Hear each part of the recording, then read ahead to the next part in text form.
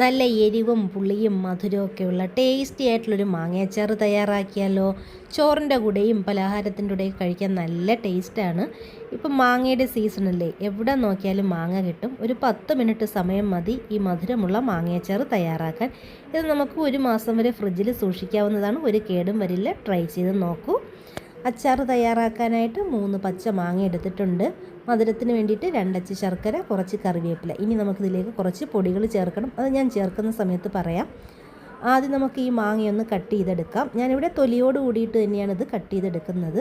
നിങ്ങൾക്ക് തൊലി വേണ്ടെങ്കിൽ തൊലി മുറിച്ചതിന് ശേഷം കട്ട് ചെയ്തെടുത്താൽ മതി. ഞാനിവിടെ എടുത്തിട്ടുള്ള മാങ്ങ ചെറുതായിട്ടൊന്ന് വിളഞ്ഞ മാങ്ങയാണ് കേട്ടോ. പക്ഷേ മധുരമൊന്നുമില്ല, നല്ല പുളിയുണ്ട്. ശർക്കരയും ഒന്ന് മെൽറ്റ് ചെയ്തെടുത്തിട്ടുണ്ട്. ഈ വലിപ്പത്തിലാണ് മാങ്ങ കട്ട് ചെയ്തെടുത്തിട്ടുള്ളത്. അമിതമായിട്ട് ചെറിയ പീസാക്കണ്ട, ഈ വലിപ്പത്തിൽ കട്ട് ചെയ്തെടുത്താൽ മതി. ഇനി അച്ചാർ തയ്യാറാക്കാനായിട്ട് തുടങ്ങാം. ഒരു പാനിലേക്ക് 2 ടേബിൾ സ്പൂൺ വെളിച്ചെണ്ണ ഒഴിച്ചു കൊടുക്കാം. ഇതിന് പകരം നല്ലെണ്ണ എടുത്താലും മതി.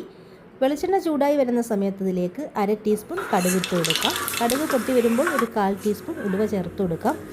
ഉലുവയും കടുകൊക്കെ നല്ലതുപോലെ പൊട്ടി വരുന്ന സമയത്തിലേക്ക് കറിവേപ്പില ഇട്ട് അരിഞ്ഞു വെച്ചിട്ടുള്ള മാങ്ങയും കൂടെ ചേർത്ത് കൊടുക്കാം. എന്നിട്ട് 1 മിനിറ്റ് നേരം ഒന്ന് വഴറ്റിയെടുക്കാം.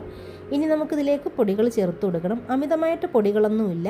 എരിവിനനുസരിച്ചിട്ടുള്ള മുളക് പൊടി, ഞാനിവിടെ 1 ടേബിൾ സ്പൂൺ മുളക് പൊടിയാണ് എടുത്തിട്ടുള്ളത്. 1/4 ടീസ്പൂൺ മഞ്ഞൾപ്പൊടി, 1/4 ടീസ്പൂൺ കായത്തിൻ്റെ പൊടി, പിന്നെ ആവശ്യത്തിനുള്ള ഉപ്പ്. ഇതെല്ലാം കൂടെ ചേർത്ത് നല്ലതുപോലെ ഒന്ന് മിക്സ് ചെയ്തെടുക്കാം. ആ പൊടികളുടെ എല്ലാം പച്ചമണം മാറുന്ന സമയത്ത് നമുക്കിതിലേക്ക് 1/2 കപ്പ് വെള്ളം ഒഴിച്ചു കൊടുക്കാം. മാങ്ങ ചെറുതായിട്ടൊന്ന് വേവിച്ചെടുക്കുന്നതിന് വേണ്ടിയിട്ടാണ്.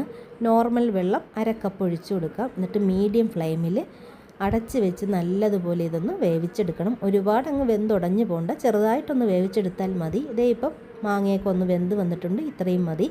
ഇനി നമുക്കിതിലേക്ക് ശർക്കര പാനി ഒഴിച്ചു കൊടുക്കാം. ഞാനിവിടെ 1/2 കപ്പ് വെള്ളം ഒഴിച്ച് മെൽറ്റ് ചെയ്തെടുത്ത ശർക്കരയാണ്, ഒന്ന് അരിച്ചെടുത്തിട്ടുണ്ട്. അതും കൂടെ ചേർത്ത് വീണ്ടും മിക്സ് ചെയ്ത് ഒരു 5 മിനിറ്റ് നേരവും കൂടെ മൂടി വെച്ച് വേവിച്ചെടുക്കുമ്പോൾ രുചികരമായിട്ടുള്ള നമ്മുടെ മധുരമുള്ള മാങ്ങയച്ചാർ ഇവിടെ റെഡിയാണ്. എല്ലാവരും ഉണ്ടാക്കി നോക്കൂ. വീഡിയോ ഇഷ്ടമുള്ള ലൈക്ക് ചെയ്യാനും ഷെയർ